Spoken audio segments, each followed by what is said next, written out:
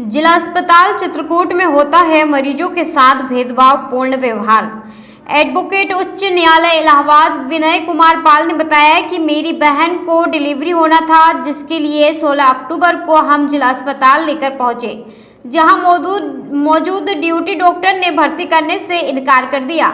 मना करने का कारण पूछने पर कारण बताया कि पूर्व में हमारे यहां से इलाज न करने पर हम आपको भर्ती नहीं कर सकते हैं और मना कर दिया, जिससे पीड़ित जिला अस्पताल से लेकर प्राइवेट अस्पताल में चले गए, जहां सकुशल डिलीवरी हुई, सकुशल जच्चा बच्चा सुरक्षित रहे। आज आप डीएम कार्यालय गए थे, किन मुद्दों को लेकर के गए थे?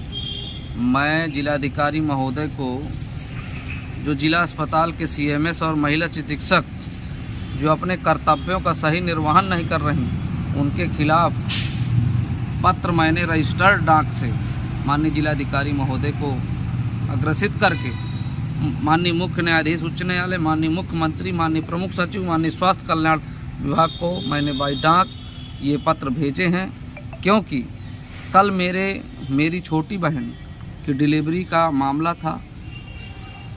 वहाँ मौजूद ड्यूटी में कार्यरत श्वेता मिश्रा डॉक्टर द्वारा भर्ती न करने पर जब हमने पूछा कि आप भर्ती क्यों नहीं कर रहे, तो उन्होंने कहा इन्होंने इलाज नहीं कराया। जब हमने इलाज के पर्चे दिखाए, इसके बाद भर्ती किए, 7 बजे भर्ती किए, 7:20 में रिफ़र कागज उनके हाथ में हम लोगों के हाथ में दे करके बोले हम यहाँ आपका इलाज नहीं कर सकते। हमने कारण पूछा तो उन्होंने कहा कि हम इस मरीज को नहीं छुएंगे।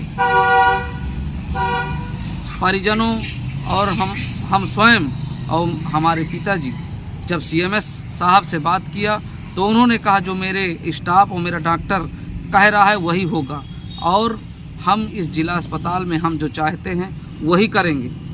तो ऐसी मनमानी, इसके बाद हमने जिला अस्पताल से अपनी बहन को ले जाके प्राइवेट हॉस्पिटल में उनकी डिलीवरी कराई, जच्चे बच्चे की जान बचाई। अगर आम जनमानस इसी तरह जिला अस्पताल में जाकर परेशान हो रहा है तो ये नैतिक जिम्मेदारी जो डॉक्टरों की है, सीएमएस की है। सीएमएस की जो अभद्रतापूर्ण शब्द बातें जो मोबाइल के द्वारा हमारे पास रिकॉर्ड है, उन्होंने जो किया, ये बहुत ही ज़िले के लिए और आम जनमानस के लिए निंदनीय है। इसके खिलाफ मैं जितनी उनकी इस लड़ाई को आम जनमानस की मेरी व्यक्तिगत ये पीड़ा जो है, आज मैं इसको लेकर के सबको दिया हूं, और इस पर मैं माननीय उच्च न्यायालय में जनहित याचिका करूंगा।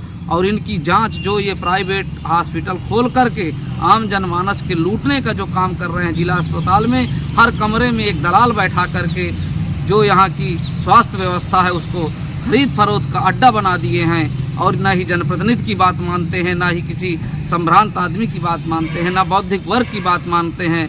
पूरी तरह तानाशाही करने वाले सीएमएस और ऐसे डॉक्टरों के खिलाफ हम दंडात्मक कार्रवाई कराने के लिए पूरी तरह कटिबद्ध हैं। कहाँ जाएंगे आप? हाई कोर्ट जाएंगे? मैं माननीय उच्च न्यायालय का अधिवक्ता हूँ, मैं अपनी पीड़ा अपने संस्था में जरूर करूँगा। तो ये घटना किसकी है? घटना ये मेरी व्यक्तिगत मेरी छोटी बहन की है। क्या नाम उनका? मेरी बहन का नाम कुसुमा है। कौन सा बच्चा होना था उनका? पहला बच्चा था। इसके पहले इलाज कहाँ करवाया था? इसके पहले जिला अस्पताल में 19/8/2023 को पंजीकरण संख्या 27/205 जांच रिपोर्ट के सब सारी चीज़ें दिखा करके हमने इलाज कराया। और उनके कहने का मतलब कि आप लगातार क्यों नहीं दिखा रही थी, क्योंकि हमारी बहन पीजीटी की तैयारी कर रही है।